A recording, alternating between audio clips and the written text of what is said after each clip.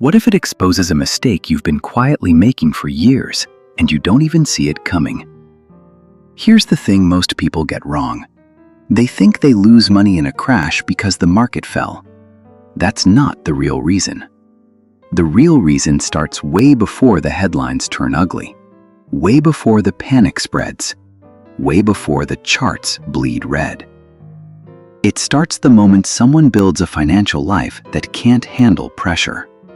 And when pressure finally shows up, and it always does, everything cracks at once. Maybe that hits close to home. Maybe you're saving when you can, investing a little here and there, reading about financial education, personal finance, and investing, and still feeling like one bad season could knock everything sideways. Maybe your paycheck lands and somehow disappears before the month is halfway done. Maybe you keep telling yourself, I'll invest more when things settle down, when I have a little extra, when the economy feels safer. But that moment, it rarely comes. And that's exactly where the danger lives. Look, the people who take the hardest hits in a crash are usually not reckless gamblers. They're ordinary people, decent intentions, half-built plans. Just enough confidence to stay exposed without realizing they were never actually protected. Then one day, the market drops fast. A week later, the experts on TV can't agree on anything. A month later, your account is smaller than it was a year ago. And suddenly the calm, rational version of you is gone. Now you're lying in bed at midnight, refreshing numbers that keep falling, trying to decide if staying in is wisdom or if it's just another word for denial. That moment, right there, is where everything changes. Not the crash itself, the decision you make inside the crash. In this video, I'm going to show you why some people walk straight through market chaos and come out stronger, wealthier, calmer, while others lock in losses that follow them for years. Not because they were smarter, not because they had some secret, and not because they got lucky. They understood one thing most people never learn. Compounding doesn't just reward growth, it punishes interruption. That single truth changes how you save, how you invest, how you prepare, and how you respond when fear starts sounding reasonable. Over the next few minutes, I'm going to show you what really happens to your money during a crash, why smart, well-meaning people make terrible decisions at the worst possible time, and, most importantly, what you can start doing right now so the next downturn doesn't break everything you've built. You're going to see the hidden weakness that quietly destroys portfolios. You're going to see why panic selling feels like the smart move right before it becomes the most expensive one. And you'll see the practical moves that can turn a market crash from a personal disaster into a real financial advantage. But before any of that, you need to hear one uncomfortable truth. The market is not the only thing that crashes. Sometimes it's the illusion that crashes first. The illusion that income alone equals security. The illusion that having an account means having a plan. The illusion that you'll think clearly when fear finally shows up at your front door. And once that illusion breaks, you're left with a question most people wait way too long to ask. If the market fell hard tomorrow, would your plan protect you or expose you? The first crack didn't look like a crisis. It looked like a Tuesday.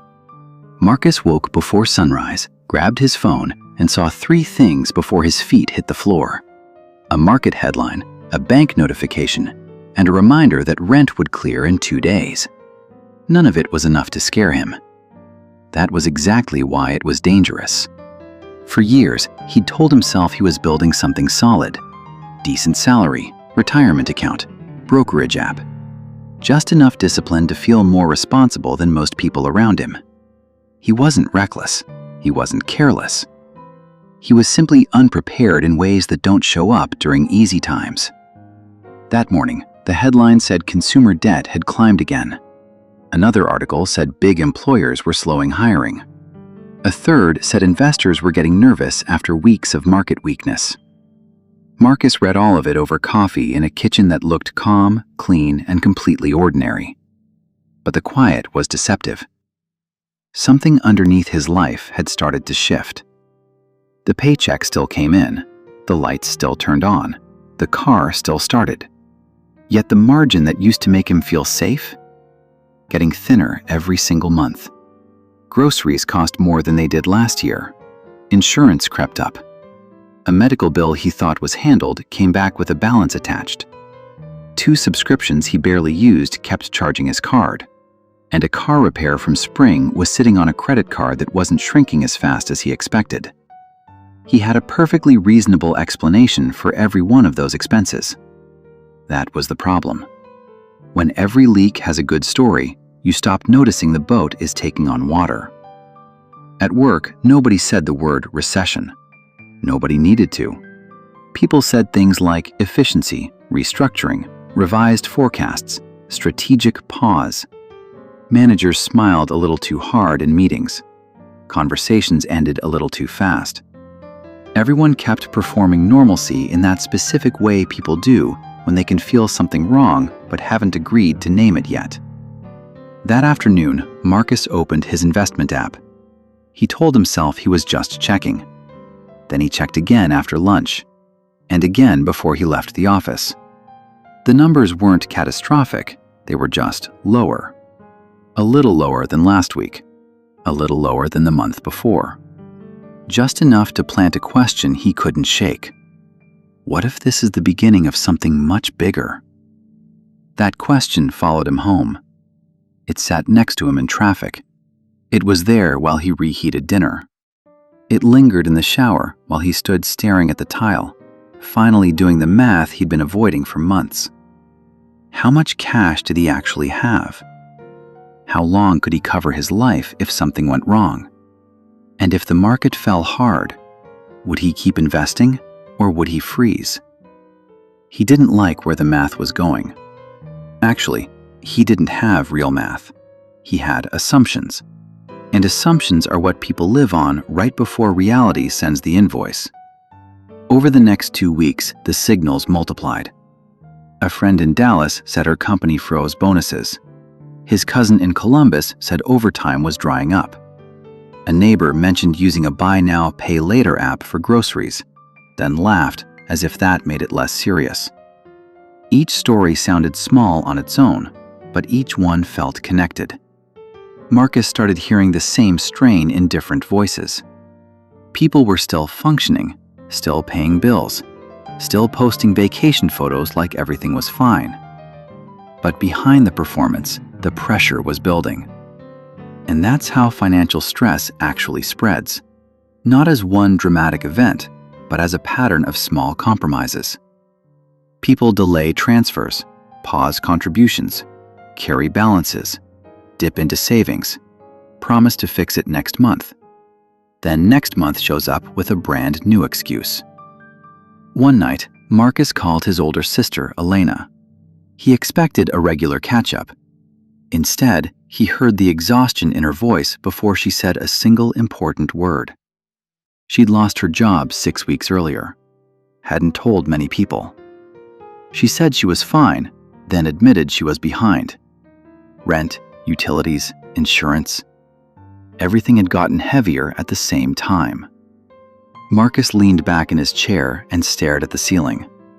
The apartment was quiet except for the hum of the refrigerator. He suddenly understood something most people only learn the hard way. A market downturn is never just about charts. It moves through households, through sleep, through relationships, through the conversations people have in low-lit kitchens long after midnight. He sent her money the next morning. It was the right call. It was also the first moment he felt his own financial structure bend. Not break, bend. That difference matters more than most people realize. When we imagine danger, we picture disaster. What we miss is the stage right before disaster, where everything still looks manageable while your options quietly start disappearing. Marcus went back into his accounts that night. Checking, savings, credit cards, brokerage, retirement. He looked at all of it together, not as separate buckets, but as one system. And for the first time, the system didn't look strong. It looked exposed. His investments were supposed to represent progress. Now they felt fragile. Not because the market had crashed, because real life had entered the equation. If hours got cut, if another emergency hit, if the market dropped harder, he already knew exactly what temptation would walk through the door. Sell a little, pause contributions, wait for clarity, do something. That's where the real story begins. Not when the headlines become terrifying, when an ordinary person starts emotionally preparing to interrupt their own compounding before the worst even arrives. Marcus was one decision away from doing exactly that. The market had only whispered so far, but the next message was going to be a lot louder. A week later, the market did something strange. It opened down, recovered by noon, then sank again before close, as if confidence itself had become unstable. Marcus watched the numbers flicker and felt something new, not fear exactly, suspicion. Because the headlines still sounded controlled. Experts were saying the economy was resilient, consumers were active, the system was healthy. But the people around him? They didn't look resilient. They looked tired, stretched out, and a little too eager to believe every reassuring word. That contradiction wouldn't let him go. The official story said calm. Ordinary behavior was saying defensive. And then another contradiction showed up, the one that really stuck. People kept saying long-term investing matters most when prices fall. Yet those same people stopped buying the moment prices became uncomfortable. They said volatility creates opportunity, then treated volatility like an emergency. They said they believed in financial education, personal finance, and investing. But under pressure, belief gave way to instinct. And instinct, when it comes to money, almost always makes the wrong call. That was the first real discovery. Most people don't follow a strategy, they follow a mood. And mood changes faster than any market. Marcus started looking back over his own behavior, not the market's, his. He noticed how often he checked prices right after negative news, how quickly a red day shifted his plans, his energy, even his posture, how the market going up made him feel smart, and the market going down made him want certainty. That's when the tone of the whole story changed. Until that point, Marcus had assumed the threat was out there, external, beyond his control. Now he was beginning to see that the real danger lived inside the investor. He wasn't studying a crash anymore, he was studying the machinery of panic. And once he saw it, he couldn't unsee it. Why do people call themselves long-term investors and then react to one bad week? Why do they say they want to buy at a discount, then stop buying when everything is actually on sale? Why does safety suddenly mean cash at the exact moment inflation is steadily eating that cash alive? Why does waiting feel smart when there's no clear rule attached to the waiting? Those questions led him somewhere uncomfortable.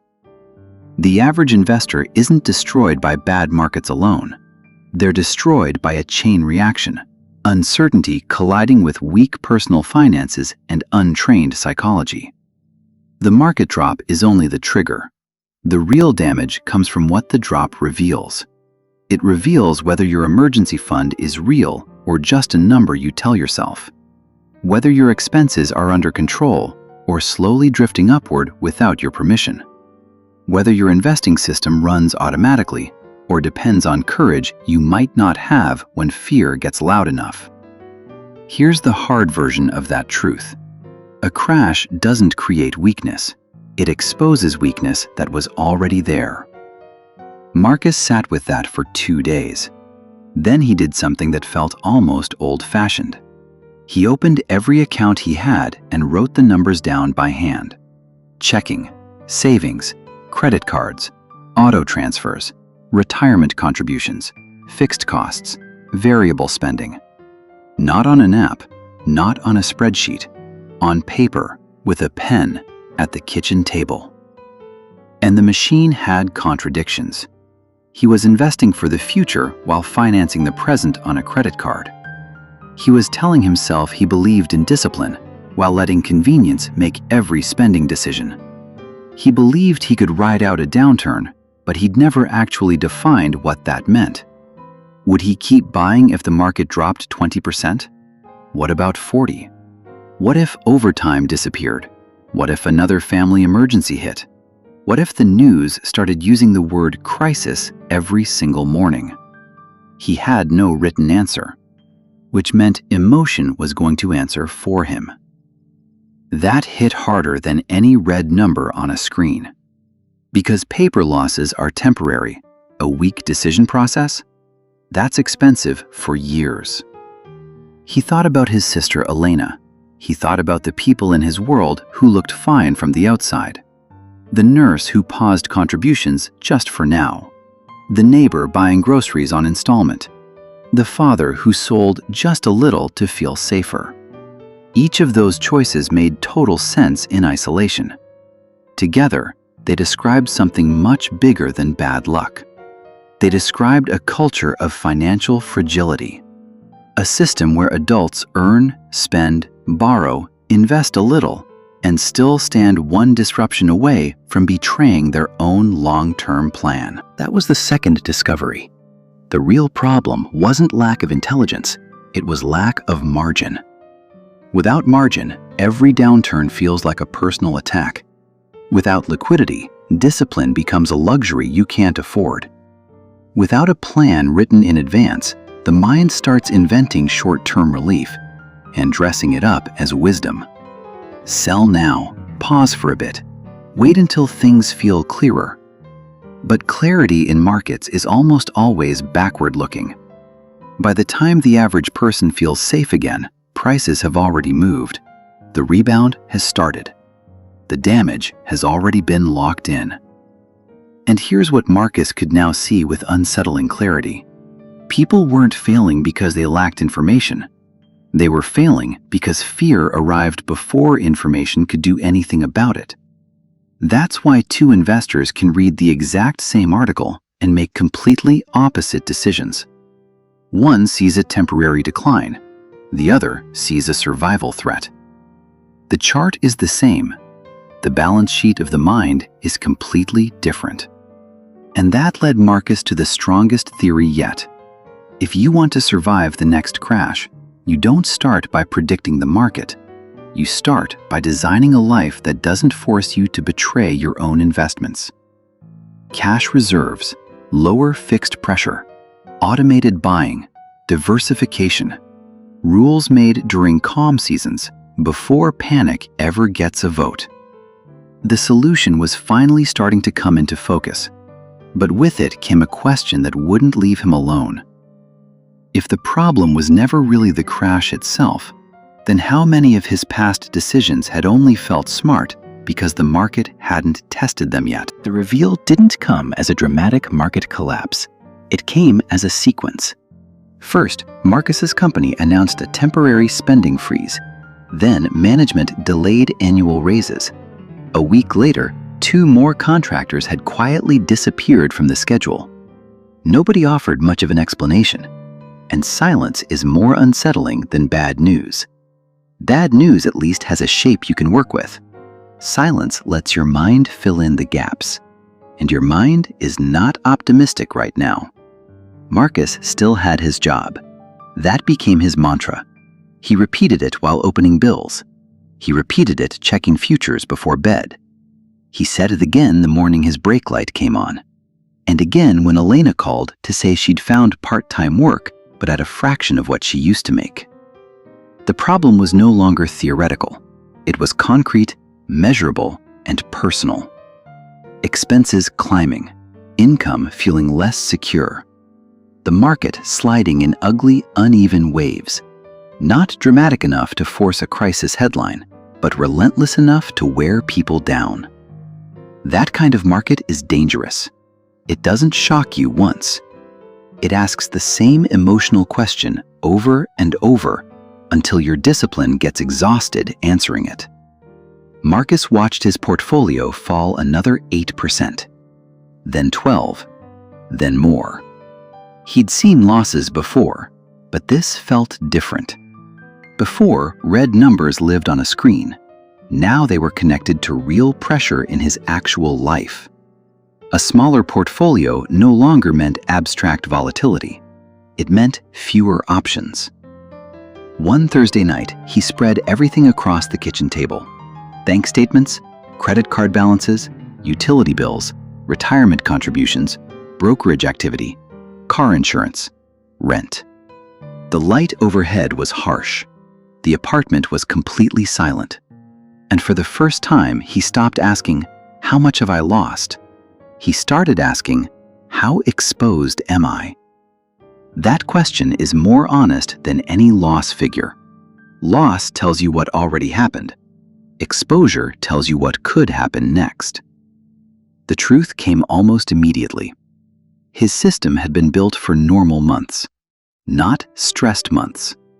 He had investments, but not enough liquid cash. He had income, but too many fixed obligations attached to it. He had good intentions, but no written rules for bad conditions. And the biggest revelation? It wasn't that he'd made reckless decisions. It was that he'd confused activity with structure. He thought having accounts meant having a plan. He thought contributing regularly meant being prepared. He thought awareness created control. It didn't. It only created the appearance of control. Then something concrete happened. On a gray Monday morning, Marcus got called into a 10-minute meeting. Camera on, manager looking composed, which somehow made the words hit harder. Hours were being reduced across several teams. Projects delayed. Budgets tightening. Marcus was keeping his role, but his quarterly bonus was gone. Overtime? Paused indefinitely. There it was. Not a disaster, a squeeze. The exact kind of squeeze that pushes ordinary investors into extraordinary mistakes. He ended the call and just sat there.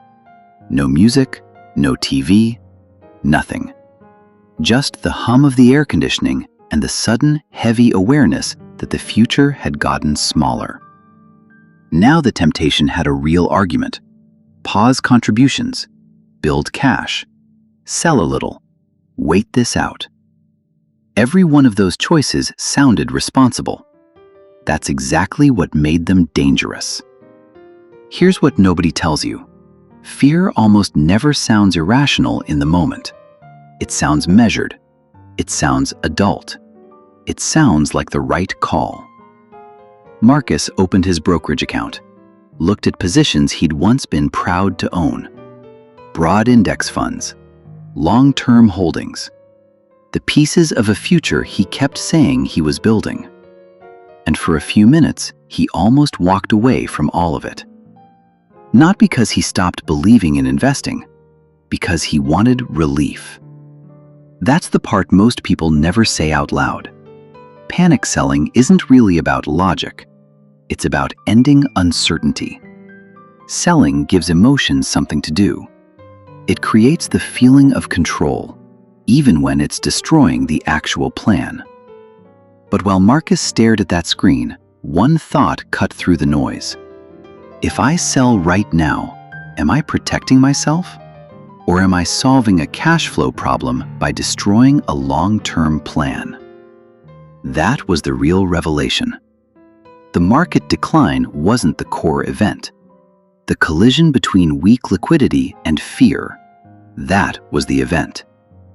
Once he saw that, everything reorganized. The neighbor buying groceries on installment, the nurse pausing contributions, the father selling just a little. None of them were only responding to the market.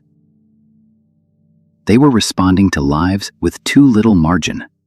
The crash wasn't the disease, it was the stress test. And stress tests do exactly one thing well. They show you what the system cannot survive. Marcus stood up, walked away from the computer, and did the one thing he'd been avoiding. He rebuilt the picture in plain language. What must be paid, what could be cut, what could wait, what absolutely could not happen. Every monthly expense listed. Fixed ones circled. Optional ones crossed out. Then he calculated how many months his current cash could support without touching a single investment. The answer made his chest tighten. Not enough. Not even close. And yet, that answer was strangely clarifying, because confusion had been replaced by evidence. He was no longer dealing with a vague fear. He was dealing with a solvable, structural problem. By midnight, he'd reached 3 conclusions. He needed a real emergency buffer, not someday, now. He needed to reduce the monthly pressure that made every downturn feel like a personal emergency. And he needed written rules, made in calm language for when things stopped being calm. No selling from panic. No pausing contributions without a defined threshold. No pretending that hope was a strategy. This wasn't a motivational breakthrough. It was something more serious. It was the moment he stopped being financially innocent. Marcus could no longer believe good intentions were enough. He could no longer confuse being interested in money with being organized around money. And he could no longer blame the market for decisions that his own structure was practically inviting him to make. What really happened wasn't that the market turned cruel. What really happened was that pressure revealed the hidden architecture of his financial life. And that architecture had cracks. Not fatal cracks, but real ones. The kind that spread quietly until someone finally decides to rebuild. And Marcus understood one last thing before he went to sleep. If he didn't change the structure now, the next drop wouldn't just hurt more. It would make the decision for him. And once a system starts making desperate decisions on your behalf, recovery costs far more than the loss ever did. This was the climax. But it didn't feel cinematic. It felt quiet, cold, and brutally practical. Marcus sat at the kitchen table again, this time without confusion. Fear was still there, but fear had lost something important. It had lost the right to make the plan. And that, right there, is the real turning point in any financial crisis. Not when the market recovers, when the investor stops reacting and starts designing. Marcus finally got it. Surviving a downturn isn't about courage in the moment. It's about systems you build before the next red wave hits. So he built one. And if you want to protect your own compounding, this is the exact path worth thinking through. Quick note before we go through this. Nothing here is a direct recommendation to buy or sell anything. This is educational content. Your personal situation is unique, and any financial decision you make should be based on your own research and ideally guidance from a qualified professional. Step 1. Measure the real pressure. Not roughly, not emotionally, honestly. Write down every monthly expense. Housing, food, insurance, transportation, debt payments, utilities, subscriptions, everything. Then split the list into 2 columns, essential, optional. That sounds easy, but most people skip this step because clarity is uncomfortable. It's easier to say, I think I'm doing okay, than to sit with the exact number of what it costs to keep your life running for 30 days. Here's why it matters. Until you know your real monthly burn, you can't build a serious emergency fund. You can't reduce pressure. And you genuinely don't know how exposed you are. This is where financial education, personal finance, and investing stop being theoretical and become survival tools. Step 2. Build the cash buffer before you chase returns. This was Marcus's first major correction. He'd been treating investing as the center of the plan. The real insight? Liquidity is the foundation of the plan. Without cash, every downturn becomes personal. Without cash, the market can literally force you to sell. So build toward a target. 1 month of essential expenses first, then 3, then 6. Not in a risky account, not locked up somewhere inaccessible, somewhere stable, boring, and available when you need it. That money isn't there to grow, it's there to protect the quality of every financial decision you make. Step 3. Find the silent leaks and close them. Go through your spending line by line. Not to punish yourself, to get honest. Cut the subscriptions you're not using. Reduce the weekend spending that's habit, not joy. Delay purchases that are feeding impulse, not progress. Call providers, negotiate a bill. Switch one service. Cancel what no longer earns its place in your monthly budget. None of this looks dramatic. Together, it changes your breathing room completely. Financial strength is often built through boring, quiet reductions, not dramatic windfalls. Step 4. Protect the investing system from your own emotions. Ask yourself one honest question. What decisions am I most likely to regret when fear gets loud? The answer is almost always the same. Panic selling. Pausing contributions blindly. Turning a temporary drawdown into a permanent interruption. So write the rules now while you're calm, not later when you're scared. Here's a simple framework that works. If the market falls, automatic contributions keep running as long as the basics are covered. If income drops, optional expenses get cut before investments get touched. If cash reserves fall below the minimum, rebuilding liquidity becomes the top priority. Do you see what changed? He stopped depending on mood. He started depending on pre-committed decisions. That's how discipline becomes real. Not by feeling strong, by removing the negotiation from moments of fear. Step 5. Automate what shouldn't depend on motivation. Keep the investing transfers running, but calibrate them to reality, not optimism. Choose an amount you can sustain through genuine stress, not just through a good month. A plan that only works when things are easy isn't a plan. It's a fantasy wearing a spreadsheet. When you automate, you remove the need for heroic decisions while your emotions are under attack. Markets drop, the system keeps buying. Headlines scream, the transfers keep going. That's how you let compounding do what it's designed to do. Step 6. Diversify the pressure, not just the portfolio. Most people hear diversification and think investments. Marcus realized the deeper version. Yes, the portfolio needs broad exposure, not concentrated bets dressed up as conviction. But the whole life needs more than one support point.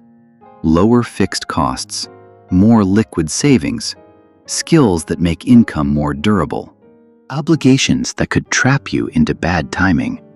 A person with one fragile source of stability is never truly diversified, no matter how many funds they hold. Step 7. Write the crisis response before the crisis. One page. Keep it simple. What you'll do if markets fall 20%. What you'll do if they fall 40%. What you'll cut first if income drops. What you will not sell. Ever.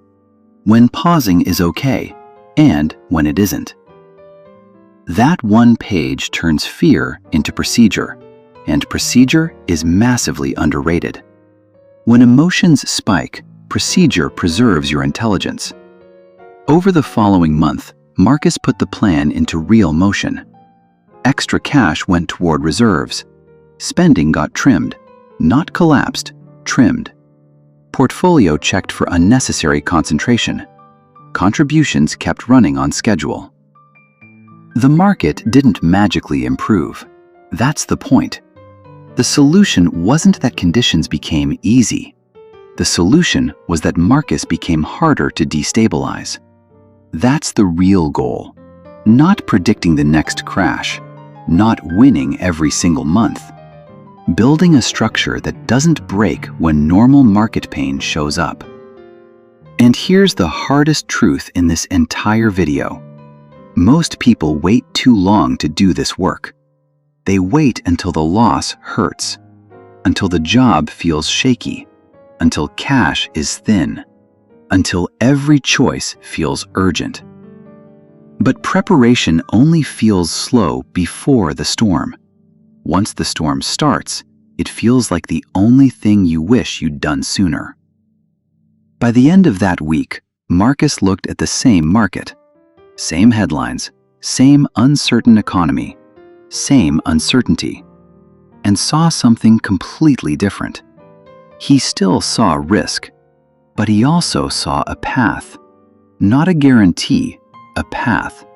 Built on cash, clarity, automation, diversification, written rules, lower pressure. That's how you survive the next downturn. That's how you keep compounding alive. That's how you turn a season of fear into a season of intelligent positioning. The investors who come out stronger aren't always the most brilliant. They're the ones who prepared well enough that panic never got the final vote.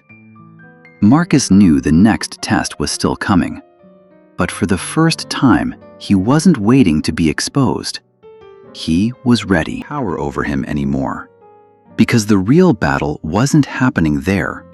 It was happening in the distance between impulse and action. In the discipline to follow a plan when emotion demanded improvisation. In the daily choice to keep building a life that wouldn't force him to betray his own future. That's where this story really ends, and where yours probably begins. If pressure showed up in your life tomorrow, what would break first? Your portfolio? Your cash flow? Your habits? Or the story you keep telling yourself about how prepared you actually are? Sit with that question. Write the honest answer down. Then look at your numbers before your feelings get there first. Build the buffer. Lower the pressure. Automate the good decisions. Protect the compounding. Make sure the next season of uncertainty finds you structured, not scrambling. Because the market will test people again. It always does. The only open question is who will be ready when it happens. If this gave you even one thing to think about, one thing to act on, drop a comment below and tell me what hit hardest. Hit the like button so this reaches the people who need it most, and subscribe because the next video goes even deeper.